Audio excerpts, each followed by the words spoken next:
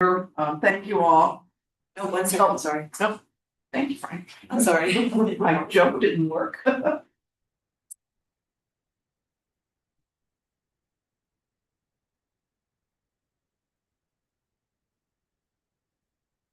Okay, good morning, everybody. We do have a quorum, so I think we'll call this meeting to order at 9:05. Appreciate everybody getting here and logging in online. Welcome, you guys, if you can see us or not.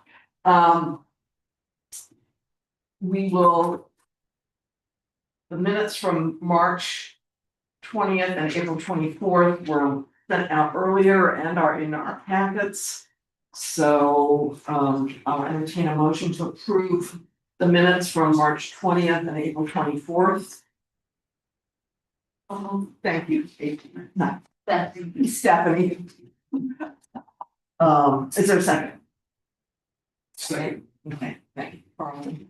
All in favor? All opposed? Fine. Okay, minutes have been approved, and I presume from the gang out there. I will try to whirl around when we need further votes. We have a rather full agenda, so we will be efficient and respectful of everybody's time. MFCA updates. Angela has a really good laundry list, lots of good information. We briefly met yesterday, so she will give you, a lot of this is informational, and just requesting a little guidance maybe on a couple of things, but we will go through that, so I'll turn it over to Angela at this point. Thank you, Gail. So the first item that I have to discuss today is just some additional guidance from the board to help guide me as the acting executive director during the transition between now and when the executive director starts. Because I'm definitely a rule follower and I want to do a great job in this role that I have right now. And if I don't understand what the rules are, then I definitely can't. I'm uncomfortable, number one, and I want to make sure I'm doing exactly what it is that this board wants me to be doing during this transition. And then obviously, when the next executive director starts, all of this ends, and then we will be doing what the next executive director says. At the same time, understand that we are a very high energy business around here. We are 24/7. We are 365 days a year. We never close. Things are coming at us all day, every day, 7 days a week. And I went back and just evaluated. And there's generally between 3 and 10 decisions that I have to make a day as the acting executive director. And I know that as we transition to the new person, it's important that I'm only taking the steps that the board would like for me to take during this time. I can also say that I just want to make sure that I understand the rules so that I'm doing it right. That's really all, that's the only place that I'm coming from right now is just trying to cooperate and do the right thing. So what I'm gonna do is oh, wait, one sec. Go to number 1 of your packet. There'll be number 1 of your packet. My apologies to those online. They're in the chat or not, Frank? Yes. They are. Okay, they're in the chat. So.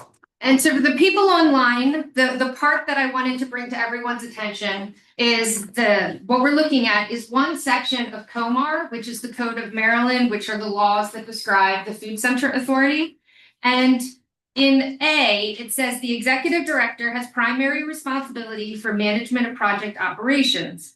When we go down to C, it says the executive director may delegate to other employees of the authority duties related to personnel, procurement, on-site project management, and any other such duties. So what I want to make sure the board understands is that all of the power, all of the duties, all of the decisions are made by the executive director unless the power has been delegated.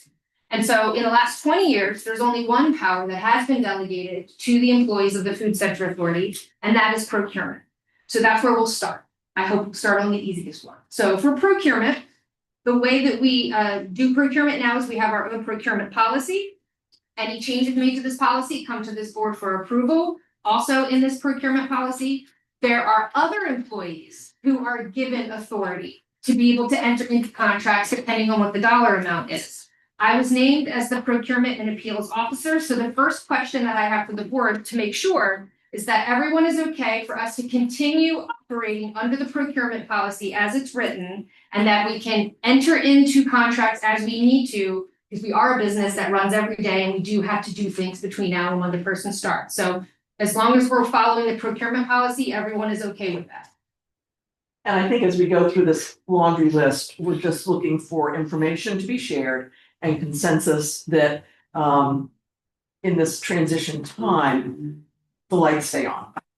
And the trash gets picked up or delivered or the mailboxes get fixed. Sure, and at the same time, I don't wanna make the wrong decision and then end up in trouble because I've done the wrong thing, so I just wanna make sure that we know the rules. So there are two things that are in the procurement policy that only the executive director can do. One is to name procurement a sole source, and one is to name procurement as an urgent action. And the right at this exact moment, we're dealing with a sole source issue, and I'm gonna talk about it a little bit later. And we also need to be able to have the authority in the event of a water main break in the middle of the night that we can declare a procurement as an emergency so that we can get that water main fixed. So the question that I have for the board, can we still continue to name sole source and urgent actions during this transition period? Is that kind of a common sense understood? But you did in this interim role, like, Right. why is it different for the next 6 weeks? Just Because- you named it? Yeah, because anything that I do, the next person, anything I do can impact them. And then they're coming in to decisions that I made during this That's time. been the case a month ago. I totally agree with you, the situation has changed, and if we just want me to keep making all the decisions, I can certainly do that. I just need to see this is the confusion, I just need to know what I'm allowed to do and what I'm not allowed to do. You just nailed it, Well, I'm just asking if in the role over how long have you been interim? about a year. No, since April, well, this. Oh, acting, yes. this- And like, had any of the, like, was this conversation something that happened when you started as interim? Or Which conversation? like with the board on like what your duties would be? Well, we did not have the discussion, and it's because I had been operating under the delegation for quite a long time as the executive director, so I was already doing it all day, every day. These questions that were coming in, I would answer them on the spot, and I knew what to do. I knew I couldn't get in trouble for doing it, and now it's just a little different, and so I wanna make sure that I'm doing it right. And so I will follow whatever the board tells me to do. If you tell me to keep making all the decisions, I will do that until she starts. If you don't want me to do that, and I'm just a caretaker of this role, I can do that as well with guidance. So Gail, do you want to have some discussion about how we proceed? Well, Yeah. I think the different topics are important to acknowledge. And just, again, I will entertain some conversation in this next period of time until we have a start date. And I can't specify that yet, right, Mary? Yeah, well, I don't think there's been a decision on this part. Right. But, you know, again, the common sense of things that come before Angela in the acting role continue as she has been proceeding. Is that a consensus of the group? Yes. Okay. Although I mean, so started to say that we should go through the areas. It was my understanding that the board expressly did not want any changes to be done in terms of personnel management. Right.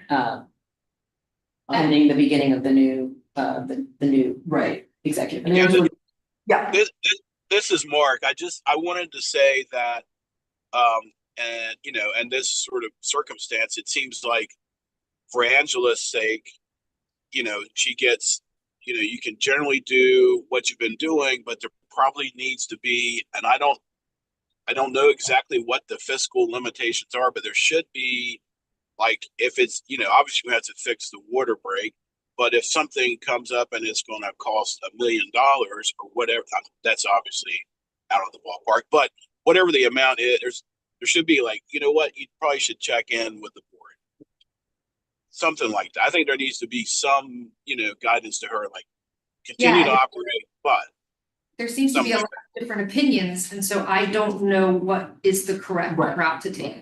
and.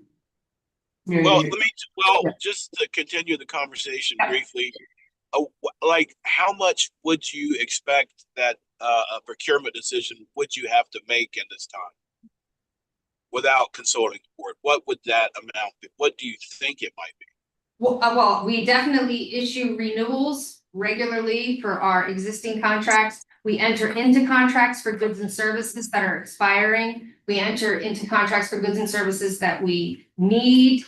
We also have the MMC contract that we're going to talk about. We have a sole source contract that we're dealing with right now for mailboxes at the produce and produce market and MMC. So procurement is something that happens every day. Okay.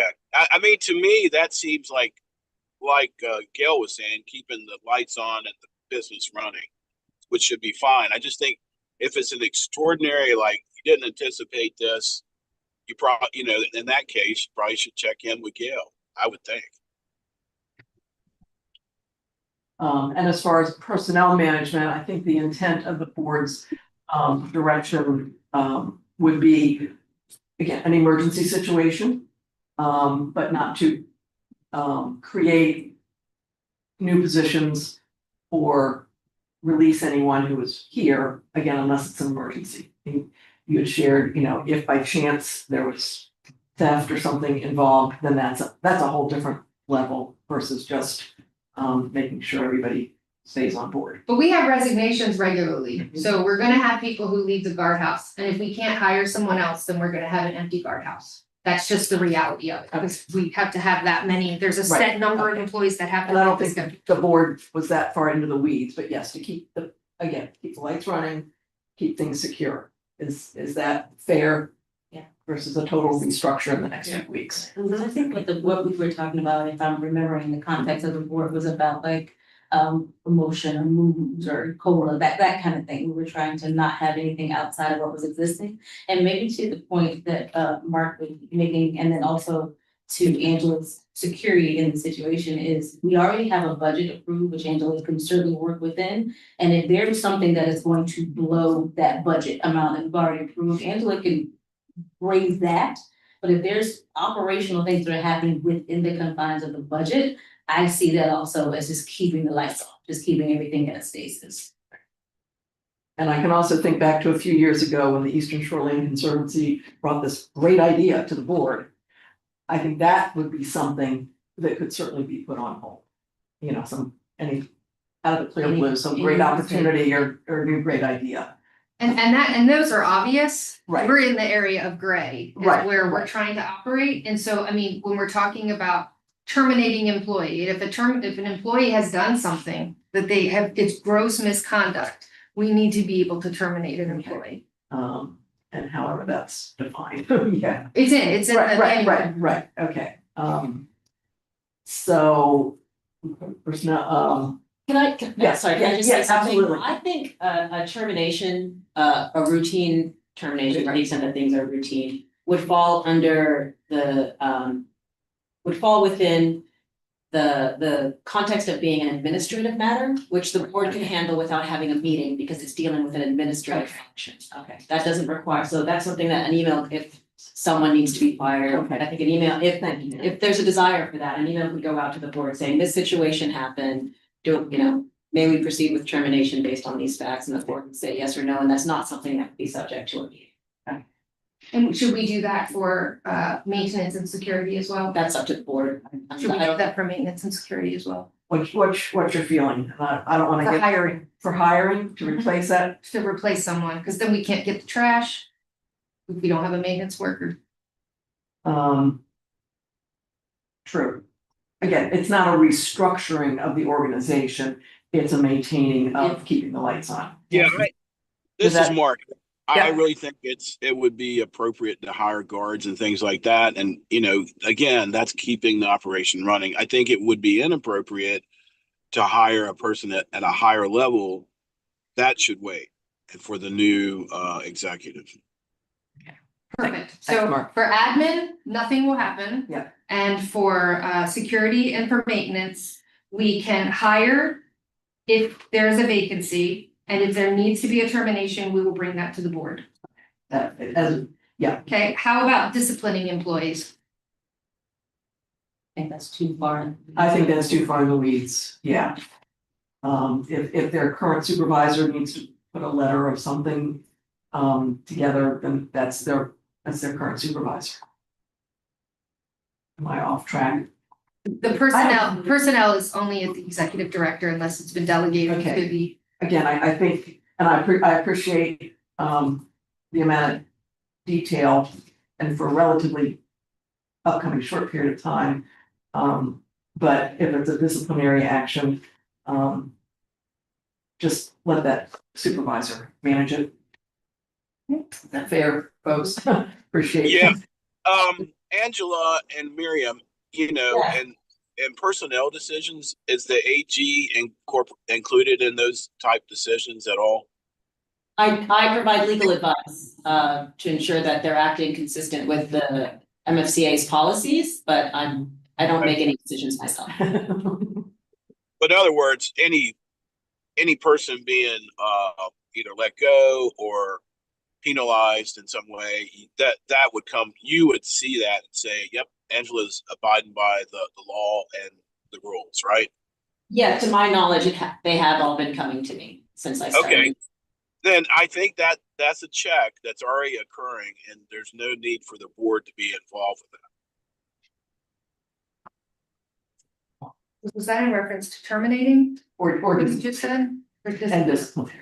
It sounds like, I mean, not to get totally in the weeds, which I guess we are, it looks like there are already rules and controls in place. Again, as long as it's not at a higher level, I think you're fine to go ahead without coming to the board. Okay. And then the employee reviews are due by June 30th. Should I perform the employee reviews? Yes. Present? Yes, thank you. Yeah. And then the next column that I have has to do with financial statements, and this is obviously something I've been doing for 20 years. I just want to make sure that you guys give me before I make the decisions that we need to do to get our financial statements out the door and get audited. Yes, okay. And then for our developments that we're working on right now, we have the produce market expansion project, the Maryland Market Center renovation, and the E2 subdivision. These projects have design decisions that need to be made constant. And so what I wanted to ask is, can Gary and I have the authority to make those decisions? Yes. Okay. There are agreements that will come in from Howard County. It happens pretty regularly when we're doing new developments, like what we're doing right now for Maryland Market Center, where they want us to sign off on forest conservation. They want us to sign off on stormwater management. These aren't unusual agreements. Should I sign them or should I not sign them to keep the project moving forward? Okay. Yeah, I think yes. And then for leasing, obviously this is how we make money. Do I still have the authority to approve new tenants to take over a lease at the market? I believe so. You have that authority as director of rentals. I don't, not without the executive director telling me that I have it. Then in that acting capacity. Does that make sense, folks? Thank you. And then for issuing breaches and defaults, Miriam's always copied on those, so she's aware of everything that happens. We should just continue in the way that the leases are written. And if I can approve the new tenants, I'm assuming that means I can sign the new leases with the new tenant. Okay. Thank you very much. Okay, thank you.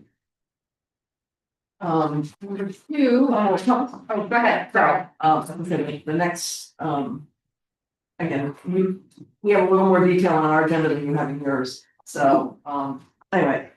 Go ahead. Turn to page 2 of your packet, please. And everyone that's online, Frank is going to be going into our website right now to show this to you.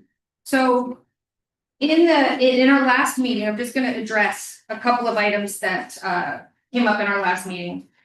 We were talking about waitlist requests, and there was a recommendation made to add the terminology accepting waitlist requests now onto our website, which we have done. I printed out the website and Frank also has it up and you can see it accepting waitlist requests now. But before we close this, I just wanted to really quickly make sure the board understands that we rarely go to the waitlist. The waitlist has only come into play a handful of times over the last 20 years. And the reason for that is because when our tenants enter into a lease, they're entering into a long-term lease. Their lease is structured in a way so that they make all the improvements inside their units. If they want to leave their lease, they find someone to assign their lease to, which is part of the lease, they're allowed to do this assignment. And then a deal happens outside of the food center authority where money changes hands for the equipment that's inside the unit. So it's very rare that we go to the wait list. The only time we go to the wait list when the MFCA gets to make the decision of who it is we're gonna vet is in the event of a lease termination, and you guys know that doesn't happen very often. It does happen over the last 20 years, that's why I say a handful of times, maybe 5 times it's happened. So I just wanna make sure everyone knows, most transfers happen by assignment, they happen all the time, and we follow the same lease approval checklist that we do for everyone. So everyone is treated the exact same when we go through that approval process. Also, at our last meeting, we talked about the food licenses, after the meeting, the next day, I met with the Maryland Department of Health, and we established the relationship that they provided us a PDF packet that we give to every single leasing person who comes in. And they also provide to me the list of the food licenses for all of our facilities, and they will do that quarterly. And then the next item, if you turn to page 3, now we're going to audit definitions. If you've been here for a while, you've already seen this presentation before, so you can just relax. But if you haven't been here for a while, I just wanted to compare and contrast really quickly of the differences between a legislative audit and an independent audit. So when we're looking at a legislative audit, the reason why they're coming to look and make sure that we're following all of the rules and regulations that are established for us, and they're also making sure that our internal controls are strong in order to determine if we are falling outside of the rules and regulations that we have to follow. Their duty is to the General Assembly of Maryland and the Maryland citizens, and the frequency is every 4 years. It used to be every 3 years, but now it's every 4 years, although they did come at 3.5 years this time. The length of the audit is between 3 and 6 months. Whenever they come, they say it's a month, and that's always a lie, so we just giggle when they say it's a month, because it's always 3 to 6 months.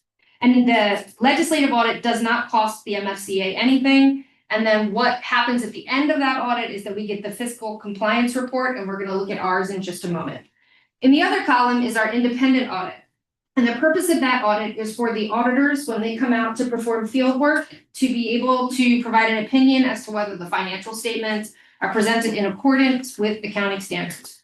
And their duty is to all readers and users of the financial statement. So that's you, it could be a surety, it's the governor. The governor is required to get a copy of that report each year. That's done once per year. The length of the audit when it's done in office, the field work, is 1 week. And the cost is around $15,000, and then we get the financial statements and report of independent public accountants, and we will look at that in November when we talk about the budgets. So that now is gonna lead us into talking into our legislative audit report. And everyone should have gotten a copy of it. It's underneath your book. And so the most important part of the legislative audit report is one sentence on the letter from the Department of Legislative Services. Go down one more, Frank, one more down, one more, stop.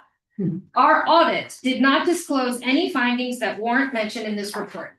The Food Center Authority has never had a no finding report before. I've always wanted one, so this is really cool to get one. So I just am very appreciative of the staff who have worked very hard over the last 4 years. This is also the first legislative audit that I have been in charge of for the full 4 years. Every time before there was someone else in charge. So I'm very proud of myself, and I'm very proud of the Food Center Authority for being able to get this no binding report.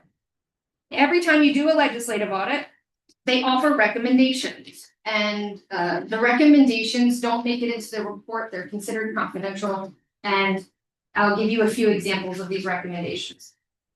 Gary was the person who put the stamp on the back of a check to deposit the check. They asked for Gary to not do it and for Jennifer to do it. So Gary walked over to Jennifer and handed the stamper to Jennifer, and we now finished that recommendation. Another recommendation is they wanted someone else to sign off on my timesheet, and so we've been doing that ever since.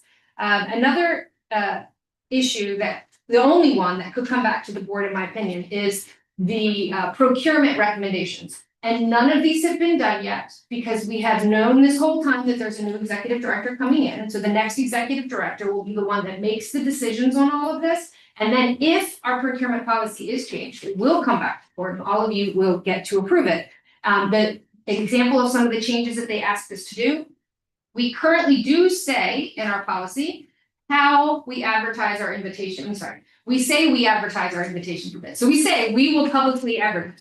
The recommendation was say how you're going to do it. So now they want us to write that we will advertise them on Emma, which is the Maryland Marketplace, which I think is where most, if not all, state agencies put their procurements. Another recommendation was to give more documentation, more description, more process for change orders. And so we'll talk about that with the next executive director. And if these things do make it in to the procurement policy, like I said, I will bring it back to you, but these are recommendations, these are not requirements.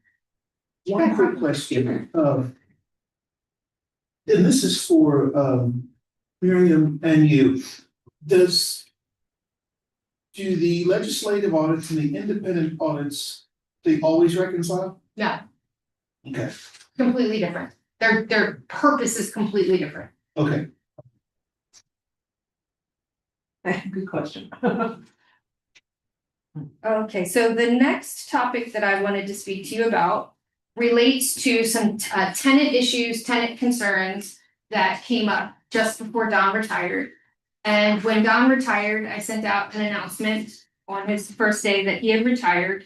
And at that time, the tenants reached out and asked if I would meet with them. And so we held, it was over 2-hour meeting where we went through some of their concerns, and they had some really good concerns.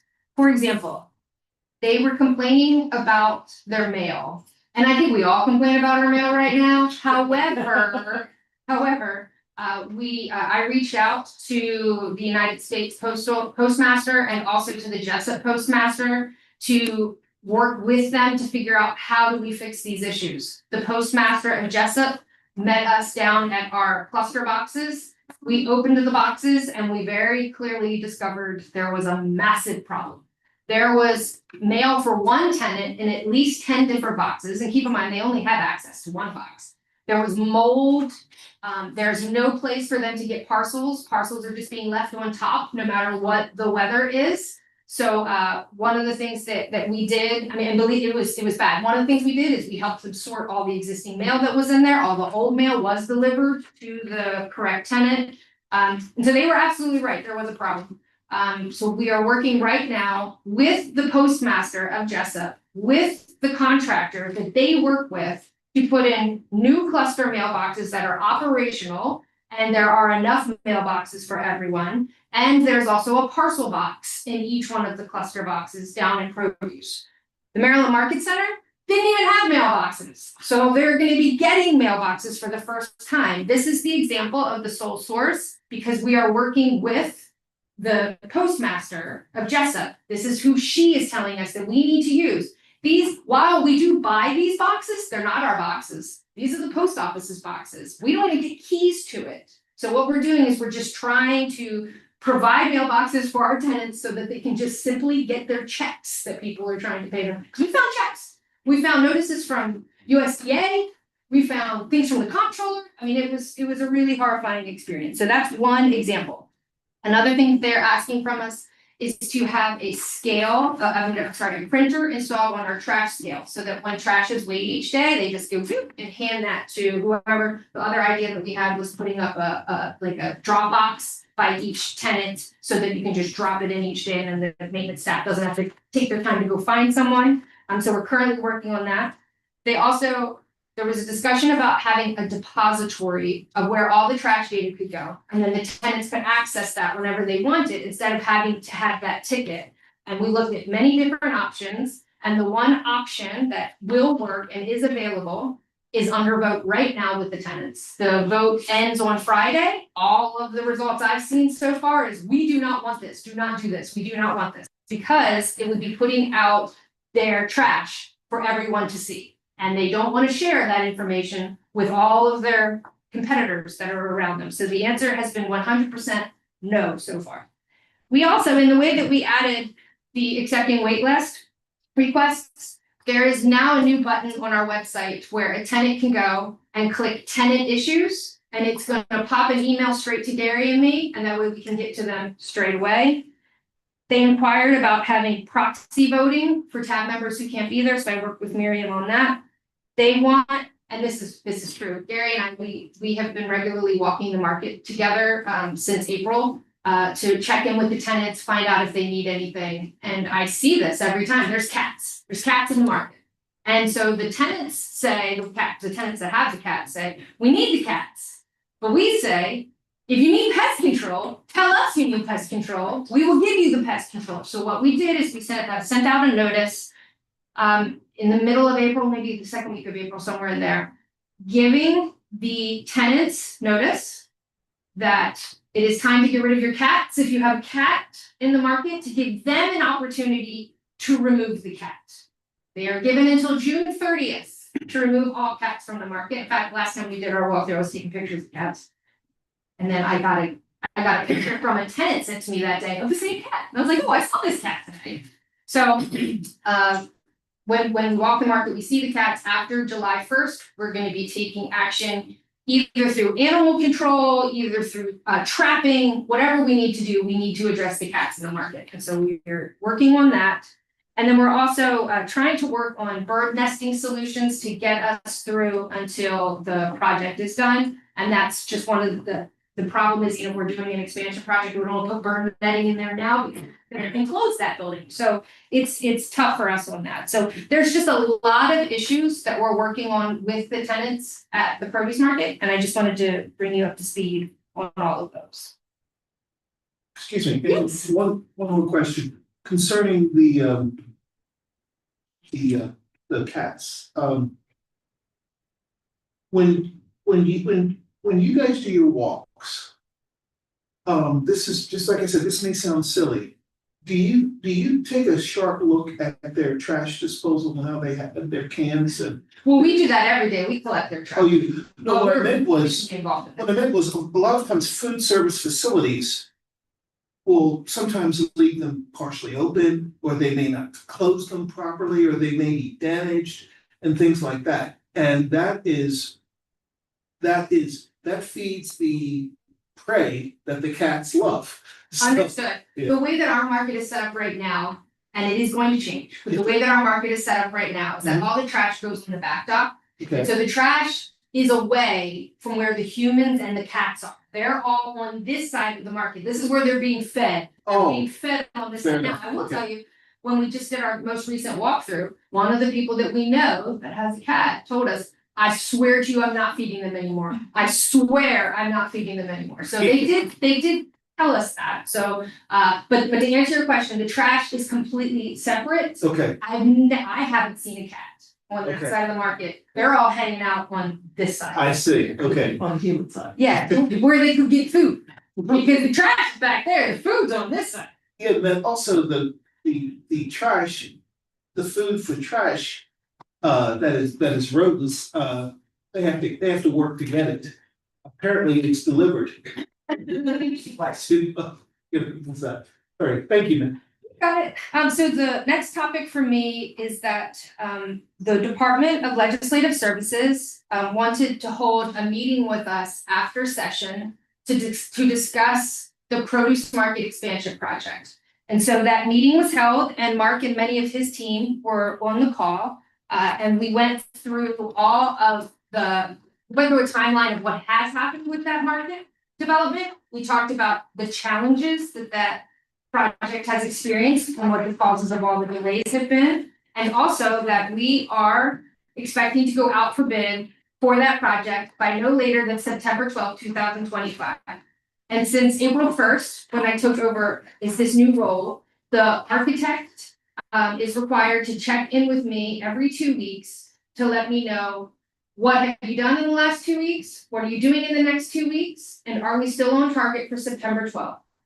Every 2 weeks, I provide an update to the Department of Legislative Services so that they know also what is going on. One of the things that we definitely have to do is we have to figure out how this procurement is going to work for for us, the way we're intending to bid it out now, is that we are gonna bid out the entire project at one time. The first section that we're gonna do is going to be, let's call that the bid price. And then there'll be an option for each other section as we go through the building. And so what this does for us, it gives us some flexibility, which is great, because we get a horrible contractor. We can get out after one section. We get an awesome contractor. We can stay in the whole time, which is wonderful. But we're also going to get what is the final dollar amount for this project, instead of only finding out what is the dollar amount for the first section.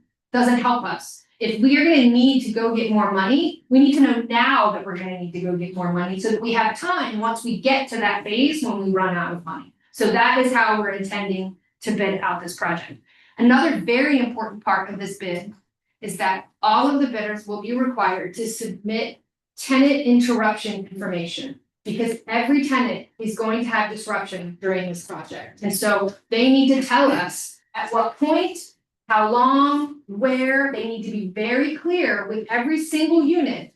How is that tenant going to be impacted? And then as we go, section by section, we will be, before the project starts, before we got a shovel in the ground, we will be meeting with each section of all of those tenants, making sure they understand what the tenant disruption will be. And then we'll figure out ways that we could potentially help them, if we need to get refrigerated space, if we need to get an office space because the entire office is gone. Whatever it is, we're gonna need to determine that at that time, because we won't know until it's awarded and we get that tenant disruption information from each one of the contractors. We assume we know, we assume it's gonna be really terrible when you have to run a sprinkler through, but until they tell us, this is the time, this is where, then we'll be able to do the planning with the tenants. And so that's very important to all of us.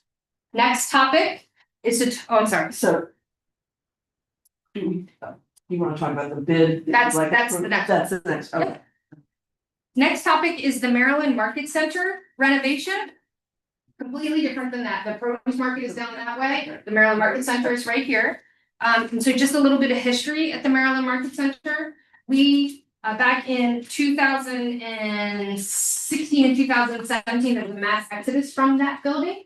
We ended up being 30% occupied. At that time, we did a comprehensive redevelopment of that entire site, and we moved tenants and got seafood all on one side, and then produce or whatever was on the other side, but never seafood.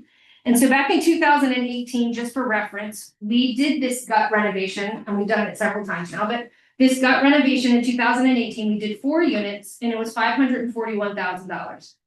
Then we did another phase of another 4 units, but this work in these units, the scope was different. It was not a gutting, but it was a rehab. And the reason is because it was a tenant already coming into it. The other ones, they were going to be new tenants, brand new space. They would build it out.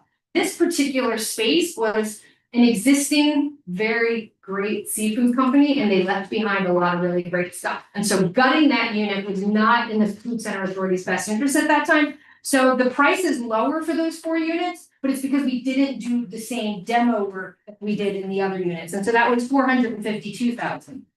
So as of this year, we have 7 units that we can do that gut renovation to. And so what we do is we take back when the markets were built, there was a very critical mistake that was made, and they let those tenants decide how the market would be designed. So if there was a tenant moving in and they wanted 5 spaces, they designed 5 wide open spaces, 1 electric panel for that entire area, and that's how it would be forever. And so now we're faced with these massive open spaces with electricity that needs to get split 5 different ways. And so that's what we're doing. We're taking these wide open spaces, we're making them singles, putting up the block wall, all new electric, all new plumbing, mop sink, beautiful upstairs new office. It's so incredible. And so that's the reno that we did, and then we did it again, and now we're doing it again. And so on May 7th, we went out for bid for these 7 units that we have vacant right now. Before I keep going, I want to make sure that the board understands, when these units are vacant,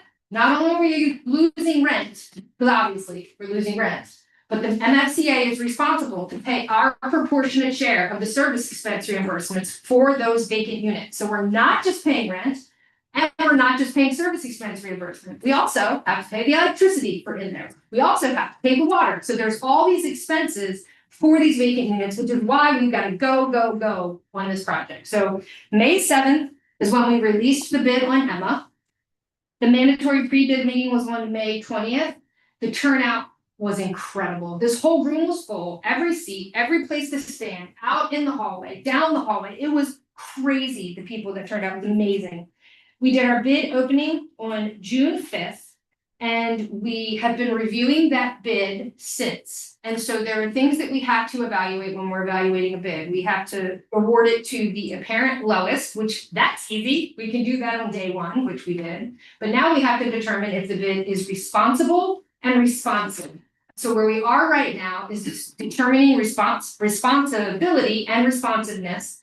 And our architect is at this moment doing the references, because the references they use, I had about 6 questions that they need to give us clarification on to ensure that their bid is responsible. So we are, in my opinion, days away from being able to determine who the person is that is going to get this contract. Now, the contract, standard contract. There's nothing special about this contract. Miriam was given a copy of it before it went out. So the contract, there's nothing we need to worry about that. The last time that this board had to approve a procurement like this, it was different in that it hadn't been competitively bid. And so what Department of General Services did was they took all that information from us that we got, and they took it to their departments and they vetted it to make sure that the cost was appropriate.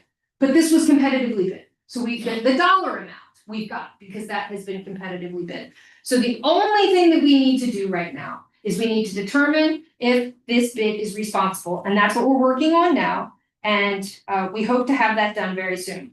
From a budget perspective, this board has already approved the capital improvement budget, and you approve it in total. And so that does give us the flexibility if we need to move a few things around. So we already had over $1 million for this project budgeted, so it's already there.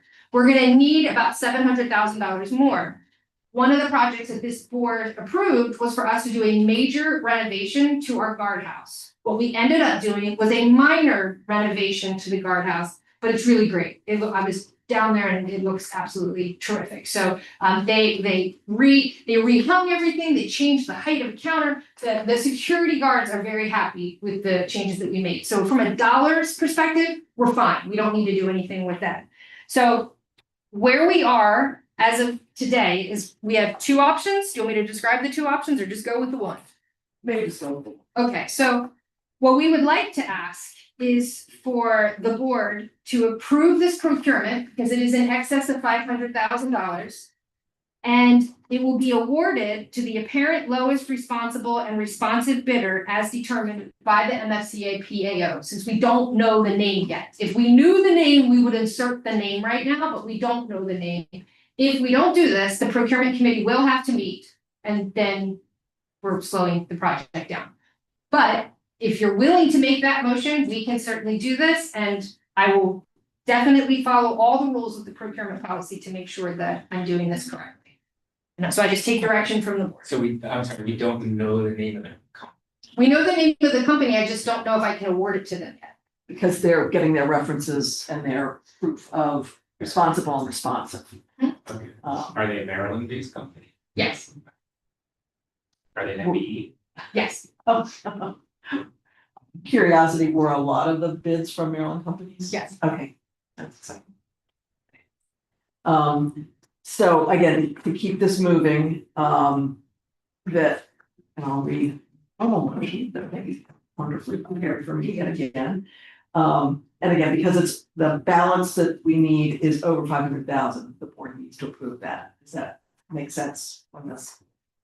So we're looking for a motion to approve, Food Center Authority Procurement 25-11, MMC Units Renovation 2025 to the apparent lowest responsible and responsive bidder as determined by the Procurement and Appeals Officer, which in this case is the acting director.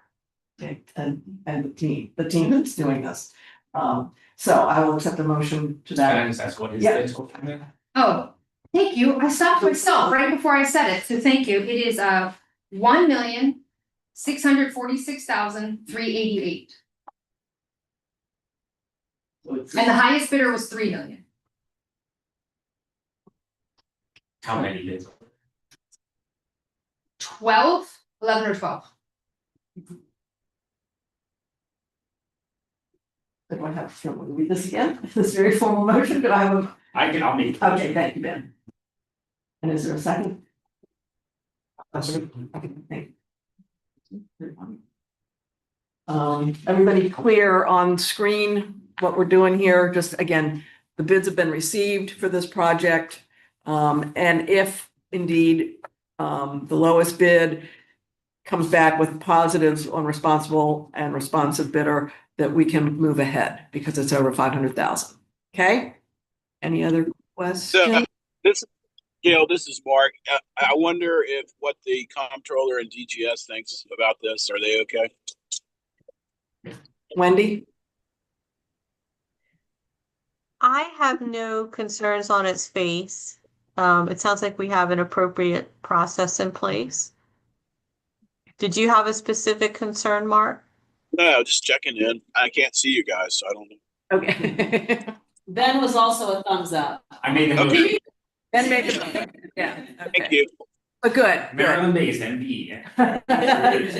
Ben's also smiling as he made that motion. MC liaison. Yeah. I agree. Yes. Okay, any other conversation? All in favor, say aye, or raise your hand, or come off mute or something. Okay, aye. Darren, Aye. Abel? You okay up there? Okay. Okay, all opposed, same sign. Okay, thank you, Angela. Yep, that's all I have. Thank Okay. you, everybody. Thank you very much for your help. Okay, the next one is a similar exciting opportunity, right, Gary? Our stormwater situation, always under control, no breaks, no spills from here. Anyway, Gary has an opportunity that we also need to give him some guidance on and or permission to take action. So the Maryland Food Center Authority is required to submit a stormwater permit MS4 based on the Federal Clean Water Act. With that being said, we must restore 8.2 of an impervious acreage by 2025 and an additional 4.1 acres required by the next permitting of 2030. We are currently in the final submittal stages of stream restoration project located between Route 1 and the produce market. It is a project that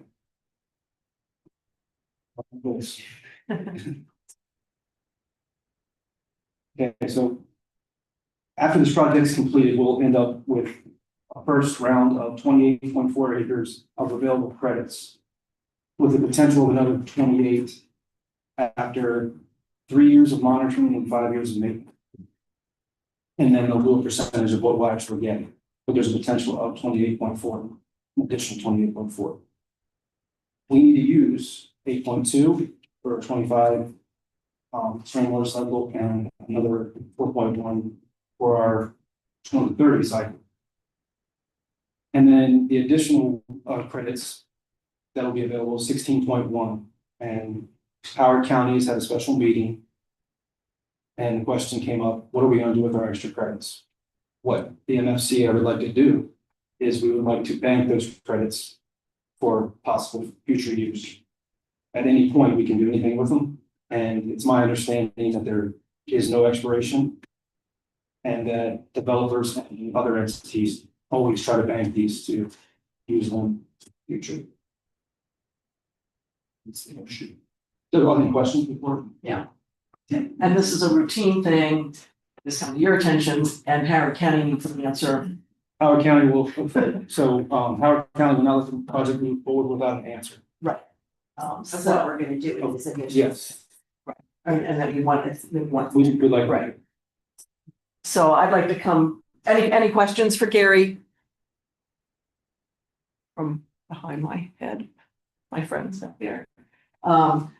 We would like to entertain a motion to give Gary signatory approval on behalf of the MFCA to respond to Howard County in a timely fashion that we want to bank these credits. Is that a fair summary? Okay, But you want to bank the ones that aren't going to be Use used. the banker. bank the ones that aren't going to be used. Okay, this is kind of new territory for me, so I'm trusting Gary a whole lot on this, and I know there's been a lot of conversation and education back and forth. So that's the motion to go ahead and give Gary signatory authority on behalf of the MFCA to bank these credits for future use. There. I move. Okay, Susan, excellent. I'll second. Oh, thank you, Darren. Any further conversations? All in favor, say aye. Aye. Opposed, same sign. Aye. Oh. Yep. I'm a little slow. Sorry, Gail. That's okay. Thank you, Darren. you. Appreciate it. I know you're at a conference and with us, so we appreciate that a lot. Okay. Miriam, I think it's your turn to bring us up to date on. All right, I just wanted to provide, because we are in public session, a general update on the litigation involving the tenant. That matter is settled in principle. Council and I have agreed on the terms of a mutual release and waiver. That is with them right now for signature, and I believe Angela has authority under the in her capacity as acting, but if the board would like to officially grant her authority to sign the settlement agreement, then we can take care of that once we get it back from them. I don't know if there's a desire to. I think that's included in some of the Okay. things you talked about earlier. Is that Mhm. fair? That's included in Perfect. some of Okay, that, keeping things rolling. Lights on. So that's that on that, and the other matter was dismissed by the court. There was a second matter where there had been a personal injury, a slip and fall, not slip and fall. A woman who had sued the authority as a secondary defendant after she was injured in one of the tenant spaces. The authority has been dismissed from that. So that's good. In terms, that's it on litigation. There is an MOU with the Maryland Department of Agriculture that counsel for the MDA and I have finalized language on. This is an agreement that, to my understanding, simply formalizes the grant of $10 million from the Department of Agriculture to the MFCA in connection with the dock improvement project. It places some very routine, I would say, and reasonable reporting requirements on the authority to keep the MDA abreast of how that $10 million grant is being spent down, and sets out a process for dispute resolution should there be any dispute. We could certainly hope that with sister agencies, things could be worked out without being escalated, but it does have a process set in the agreement. So you have a copy of the agreement in front of you.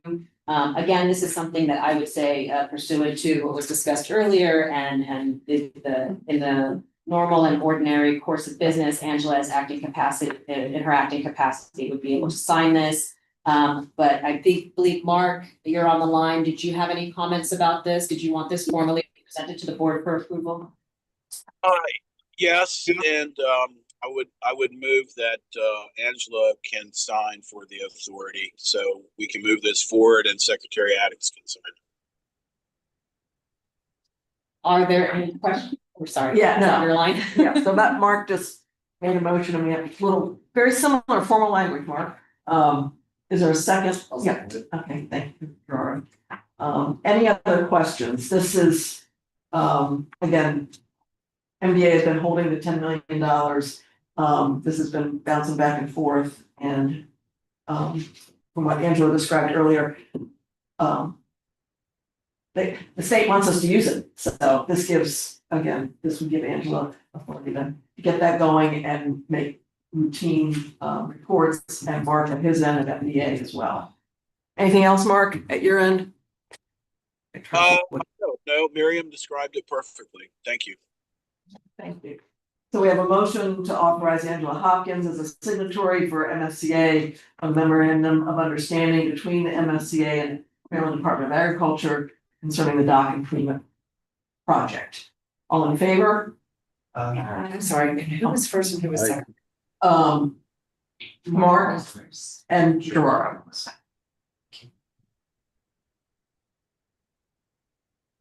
All in favor, say aye, all opposed, sign.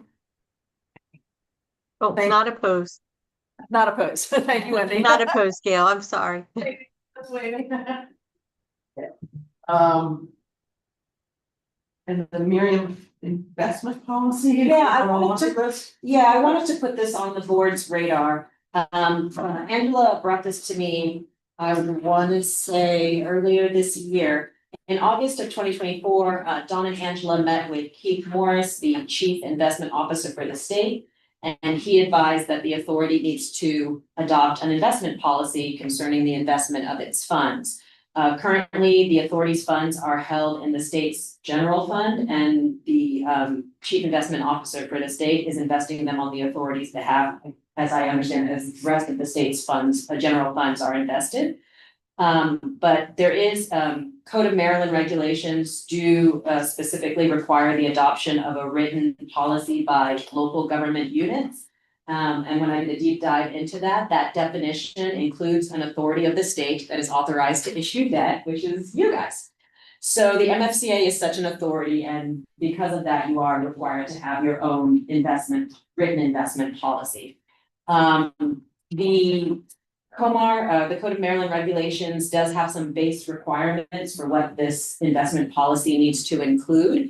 And then once you meet those sort of minimum requirements, you are allowed to have additional requirements as the board sees fit.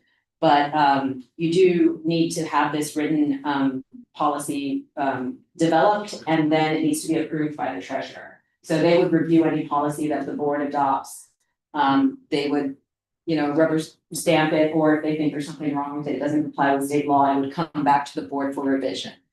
As I read your statute, only the board can adopt this written policy. So I think there just needs to be some direction on how you guys want to proceed. I think you could do it through a subcommittee, or if you want to task it specifically to staff to develop something. But I think right now, as the statute is written, only the board has the authority to do any work on the investment policy. So we have something in place from the 2020 plan. So there's nothing in place right There's now. nothing in You have a bucket of money that's sitting Oh, that's just sitting at STO, and they are just investing it the way that they invest the rest of the state's money. But because you're an independent authority, you need to have your own written policy. I mean, it seems to me your policy could just be, we'll do whatever the state does with its money. Right. But it needs to be written down. One question, any chance we could see what another independent agency? I would be happy to make those inquiries and find out and report back. I just don't see a need to reinvent the wheel. Sure. There's someone else. And I don't have anybody to throw my gavel to, so I'll just throw it out here in the middle of the table. Is this something appropriate for the new executive director to So wrap their heads around?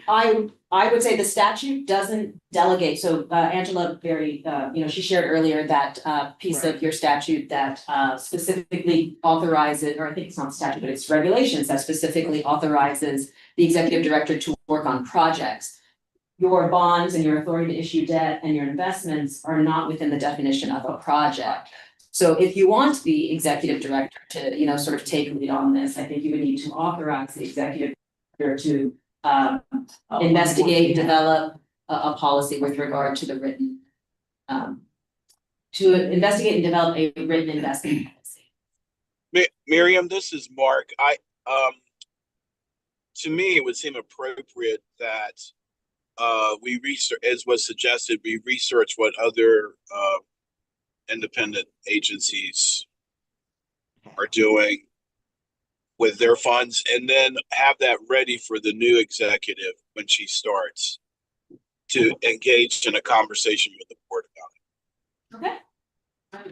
I'm happy to do that, Okay. and I don't think it requires a motion. I can just- Okay, thank you. And again, good to have that on our radar. That Miriam, there are definitely agencies that have their money in the general fund, and there are definitely independent agencies that don't. Okay. And try to find one that has their money in the general fund. I will do both so that the Mirror. board has that background. Because the guy does a great job. The guy that's doing the investment, who wrote this law, he's doing a wonderful job in just investing our money in the general fund. That's what I told him when I spoke to him. Whatever you're doing, keep doing that. That could be a one sentence policy. it. It could be all. And that's what he said too. He said, if you just wanna change the name and adopt ours, it can just be yours too. Okay. And he said that was completely fine too. And like our balance in there, I'm assuming, even financials. It's not on that. It would be in our financial statement. Yeah. We have, We know what it is. just over 10 million. Thank you. Always good to keep those housekeeping things under control. The next thing that was brought to my attention, is that the tenants are requesting, a direct contact with the board. In this transition, and I guess into the future. Again, we're looking at a fairly short window of time. And again, I'll throw that gavel to you. My philosophy and protocols that I've worked with over the years is that tenants, employees, whatever, have a chain of command. And that goes to the executive director, and then if specialty skills and talents from around the board table need to be included, then they would be included.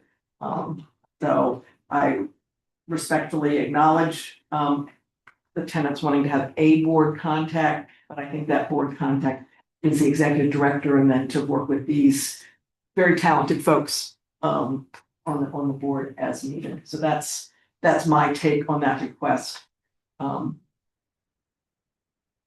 That I've I do have a received. question. Sure.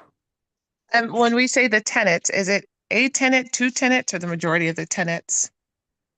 I don't know. It was a verbal sharing with me. So, I see. It's many. it's many. Are Okay. they organized? Do they have some type of tenant representative? That's the thing I was talking about that happened right before Don retired.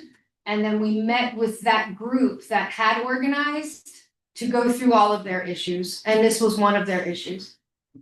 And do we know if that group is a group that has a singular voice, or are they sincerely representing the majority of the other tenants? I would say they're representing themselves. So when Yeah, there are okay. 15 tenants that are there, I would say they're representing themselves.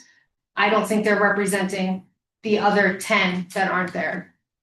Okay, that was my concern, is when you have someone that says the tenants want to meet, like, is it a tenant or a particular set of tenants? But I totally agree with Gail. There should be a proper chain of command to manage that, because it can easily get out of control. And I also think we have so much great expertise on our staff. That the executive director can work with our existing staff, that if it is, again, a mailbox issue, that can be dealt with by our talented staff, working with the community liaisons. So again, I share that, and if it comes up again, or if there is a more formal structure that the new executive director wants to establish, then we'll work through that, if that's okay with everybody.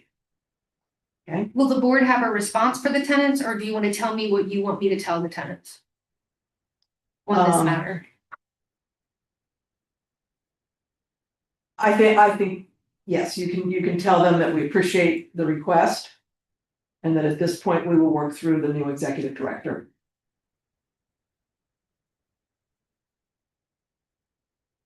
Is that okay here? Yes, Okay. yeah, I'm sorry. Thank you. Yes. Yeah. Thank you. Okay, I think that's all the kind of informational stuff. Statement of revenue and expenses. Back of our book, I believe. Yeah, last few pages. Yep. So this report, the most important column is going to be the second column. This is going to describe all the entrance fees that are collected at the gate. It's also going to talk about all the service expense charges that are being charged to the tenant. And so that second column is what we're looking for. If we have a deficit or if we have a surplus. And so if this was the end of the year, as of March 31st, we would be giving a refund to both the produce market and the Maryland Market Center, but we still have a few more months left. And so once we get that period closed, then if there is a deficit, we will bill the tenants over a 6-month period of time so that it's in much more manageable payments. Or if we have to issue them a refund, we issue it all right away, so they have it back right. And the tenants do see this. They get this monthly or just quarterly? We do this at the tenant advisory board, they vote on them. Oh, okay. Exceptional, I mean, acknowledge. So there is a tenant advisory board. Yes. But that is different than the group that you all met. Yeah, there's more in the other group has many. And they select the advisory board, or we do? They vote themselves who is on the tenant advisory, the tenants decide.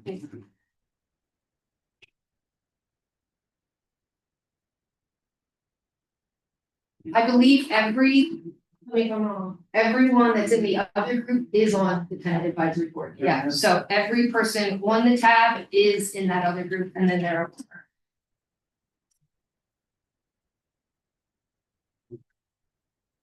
Okay, are there any questions for Angela on the surplus that receipts? That's nice. Right? It's wonderful. I really hate the deficits at Yeah. June 30th. Right. Last thing I like to do is some tenants say, oh, it's more money. You can imagine how well that goes. Right. So, Just curious why our entrance revenues are so much higher. Because the tenants voted as of 7/1/24 to increase the entrance fee rates from $25 for a tractor trailer to $50 for a tractor trailer. so that they're not surprised at the end of the year. I think that's part of the philosophy. And it's because most, if not all markets you go to, you pay an entrance fee, and ours is tiny compared to what you pay at other places. And so they felt like, because this is the tenants' money, it's not the food Right, center's money, but the tenants felt like they were not getting what they should be getting, and so they voted and we put it into place. Any other questions? I guess just the doubling the fee, so where is that going to on the expense? There is no expense. Expenses do not have anything to do with revenue on this report. We're just trying to net to zero. It goes to the tenants, it's not to us. The second line of their rent invoice is called service expense reimbursement. So every month they're paying something called service expense reimbursement. Do you see that at the bottom of that report, that line? So that's the part that comes through the invoice. The part at the top is what comes through the gate. The part in the middle is what we're spending. And so we want that to equal zero. No, I get that, I'm just saying like we're doubling revenues for entrance, but surplus isn't doubling, it's like fixed. Well, because It looks like salaries and wages are higher this year. everything got more expensive over the last year. And across the board in our personal lives, professional lives, everything has gotten much more expensive. Well, I'm just comparing, it looks like it's making salaries. Any other questions from behind me? Up on the big screen? No, Yeah. Oh, no? Okay, I'll entertain a motion to accept the R&Ds as presented. Carlton, thank you. Is there a second? April, thank you. Is R&D stand for? Revenue and disbursement, and I know it says revenue and expense at the Okay. top. It's one of the mysteries of the Maryland Food Center Authority. It's been here for 20 years at least. Mhm. Okay.